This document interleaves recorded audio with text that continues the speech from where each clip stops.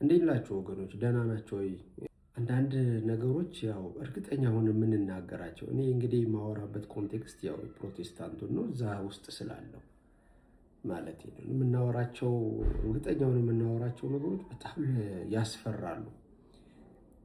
እኔ የሚመስለኝ በእነዚህ አይነት ክርክሮች በተለይ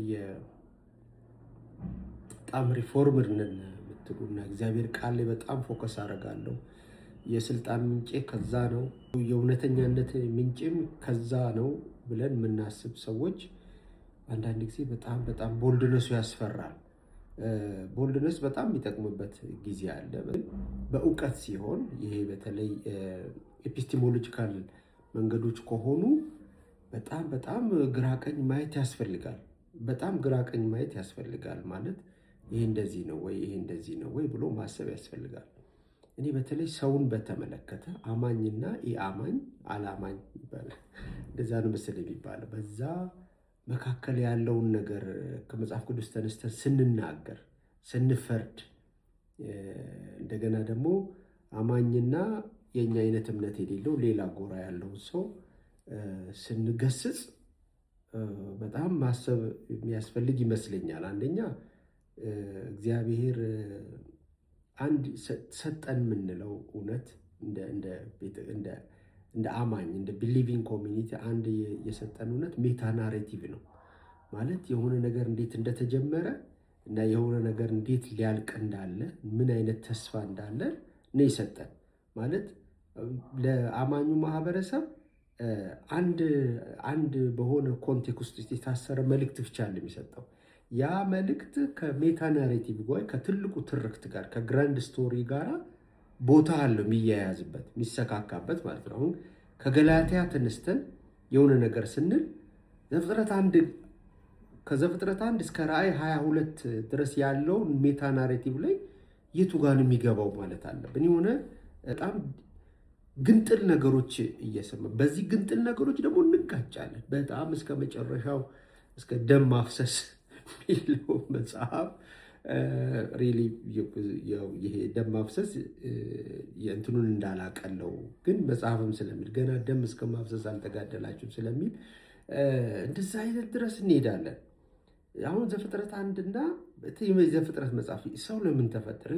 የሰው ዋጋው የፍጥረት ዋጋው ራሱ የፍጥረት ኦብጀክቲቭ ትሩዝ ምንድን ነው? ለምን ተፈጠረ? የሚሉትን ነገሮች ዘፍጥረት ላይ ያለውን ናሬሽን በደንብ ካልገባን እኔ እዚህ መተን ካልዳንክ ያልዳነ ሰው እንደዚህ የዳነ ሰው እንደዚህ እንትን ቤተ እምነት እንደዚህ ነው ብለው ሰውን እንዳለ ዳምን የሚያደርግ ማለት ምንም እንዳልሆነ። አሁን እኔ እኮ ያላመነ ሰው አንዳንድ ጊዜ ለአንዳንዶቻችሁ ከዛፍ አይለይም። በቃ አይደለ ዝም ብሎ ተቆርጦ ምናምን ተመድበዋል ምናምን ስለምንል በጣም ከባድ ነው እና አይ ቲንክ ንባባችንን የስልጣን ምንጭ ነው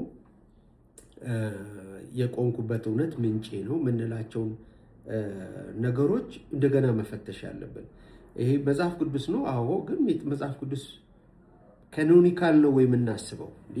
አብዛኛው ፕሮቴስታንት እኮ ካኖኒካል ነው ማለት አሁን እዚህ ገላትያ ላይ የምናነሳው ነገር ዘፍጥረት ውስጥ ካለው እንትን ጋር የሚጋጭ መሆን የለበትም ማለት ነው። አሁን እዚህ ኤፌሶን ላይ ፕሬዲስቲኔሽን ምናምን ስንል ከዘፍጥረት ምናምን ሀሳብ ላይ ከዛ በኋላም ቀጥሎ በእስራኤል ታሪክ እና ነገ ደግሞ በሚሆነው ተስፋ ምናምን ላይ የሚጋጭ ነገር መሆን የለበትም።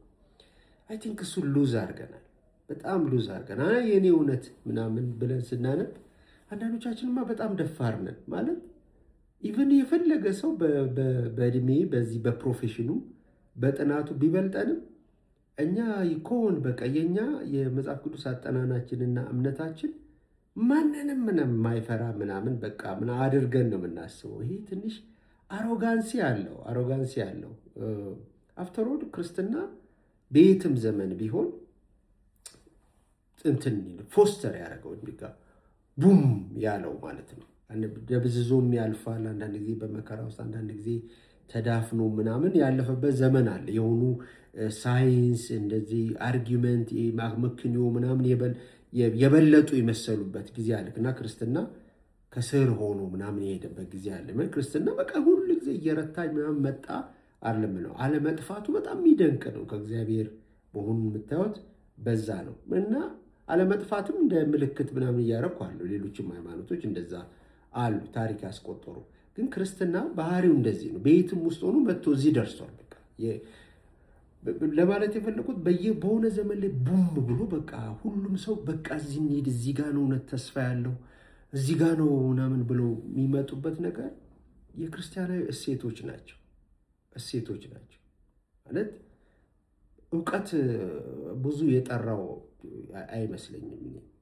ከሞደርን ታይም ከኤጅ ኦፍ ኢንላይትመንት ወደዚህ በተለይ ከሪፎርሜሽን ኤጅ ወደዚህ ነው እውቀት ምናምን አንድ ነገር ምናምን እያለን ማለት ሪዝንን ያስቀደመ እምነት እየበዛ የመጣው ከዛ ጊዜ። ከዛ በፊት ግን ሰዎች እምነት ይቀድማል። እምነት ቀድሞ ያንን ነገር ያው አጉስጢኖስም እንደሚሉት ሌሎች አባቶችም እንደሚሉት ያ እምነታችን ያ የተሰጠን ያ ያገኘ ነው ያ እግዚአብሔር ያደለን በጸጋው እምነታችን እውቀትን ይፈልጋል። የእግዚአብሔርን እውቀት ወይም መለኮታዊ የሁሉ ነገር መለኮታዊ ትርጉም ይፈልጋል።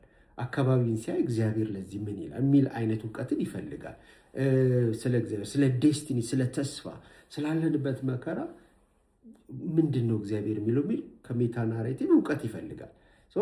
እንደሱ አይነት ዘመኖች ባሉበት ጊዜ ሰዎች ታዛዦች ነበሩ። አንድነት ይገዳቸዋል፣ ለሌላው መድረስ ይገዳቸዋል፣ ኮሚኒቲ ይገዳቸዋል። የተቀበሉት ክርስትና የሆነ ግሩፕ ብቻ እንደሆነ ለሚያስቡት የዓለም ሁሉ ተስፋ እንደሆነ አስበው ይተጉ ነበር። ወራስ እውቀት ምናምን ከገነን በኋላ ጎራ ነው። ኢሚዲየትሊ ከሪፎርሜሽን ወደዚህ ጎራ ነው ያለው። እንትና ናቸው እነሱ እንደዚህ ነው የሚያምኑት ተብሎ ኦልሬዲ ሌብል ይደረጋል። ሴኩላሪዝም ደግሞ መጣልህ፣ ይሄን የምታምነውን እዛው ቤት ፐብሊክ ላይ እንዳታመጣው የሚል ሀሳብ መጣ። ፐብሊክ ላይ እንዲመጣ ለማሸነፍ እውቀትህን አይደለም አሁንም መታ የምትደራደረው ከሆነ ከሃይማኖት ተቋም ጋር እናንጋጭ ምናምን የምትለው ነገር አለ። ክርስትና እንደዛ ባህሪ የለውም። የሚያሸንፈው በፍቅር ነው። የሚያሸንፈው በመታዘዝ ነው። የሚያሸንፈው ክርስቲያናዊ ሴቶች የመንፈስ ቅዱስ ፍሬዎችን በማውጣት ነው። እና እኔ ይህንን አላምንም፣ ይሄ አንተን እኔ እንትን አለምንም ምናምን በሚል ነገሮች ሰዎችን ማንንም አንረታ። የማህተመ ጋንዲ ነው አለ የሚባለው። እኔ እኮ ኢየሱስን ወደው ነበረ፣ ተከታዮቹን ግን መከተል አልፈልግም ይላል። እርግጠኛ ነኝ በዘመኑ የነበሩት በሱ ዘመን የነበሩትን ነው አይደል? ኢየሱስን ከቅዱሳት መጽሐፍት ላይ ዝም ብሎ ሲያነብ እሱንም ትከለክሉታላችሁ እኮ እናንተ። በማመን ሰው ለምን ያነባል ምናምን ልትሉ ትችላላችሁ። ግን ዝም ብሎ ሲያነብ በቃ ይሄ ጉድ ፐብሊክ ፊገር፣ ይሄ በቃ መሪ ነው፣ ይሄ በቃ ለህዝቡ እንደዚህ ህይወቱን የሰጠ ብሎ ወራስ ተከታዮቹ ደግሞ ከህዝብ ህይወት የሚነጥቁ ይሆናሉ ማለት ዲሁማናይዝ የሚያደርጉ ምናምን ሶሻል ኢሹ ላይ የማይገዳቸው ምናምን ይሆናሉ። እና እሱ ክርስትናን ያደበዝዛል። አሁን ቅርብ ጊዜ ኢንተርቪው ያለው ማለት የተመደበ ያልተመደበ እያለን ከባድ ነው። እኔም ብዬ አውቃለሁ፣ ግን በጣም ነው የምጸጸተው።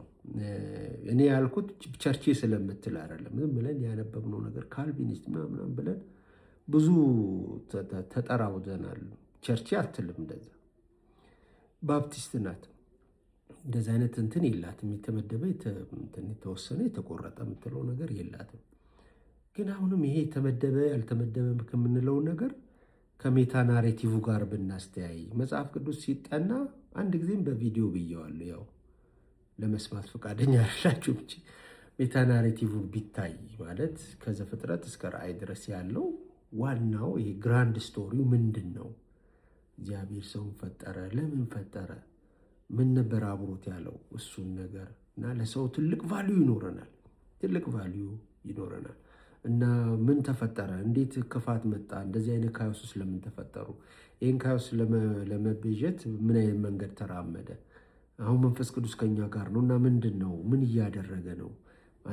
ኖት ኦንሊ ያስ ዝም ብሎ ልሳን ያናግራል አያናግርም፣ እንትን ቆሟል፣ እንትን ቀጥሏል ምናምን ለማለት አይመስለኝም። ፐብሊክ ስፒሪት ነው እኮ የመጣው በእኛ ጋር ያለ። እኛንም አድሶናል። እኛን ወደ እግዚአብሔር ልጅ መልክነት እየቀረጸን ይሄዳል። እኛን የህይወት ሱስቴነንስ ይሰራል። ለታላቅ ድነት ይጠብቀናል። ብዙ ነገሮች ያደርጋል።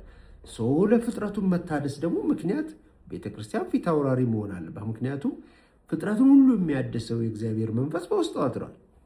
ይህንን እያሰብን አይ እነንትና ይጠፋሉ እነንትና ይቆማሉ ምናምን ስንል በጣም ከባድ ነው ለማለት ነው። እንግዲህ ዝም ብሎ ሪፍሌክሽን ነው። ብሌስ ዩ ጋይስ።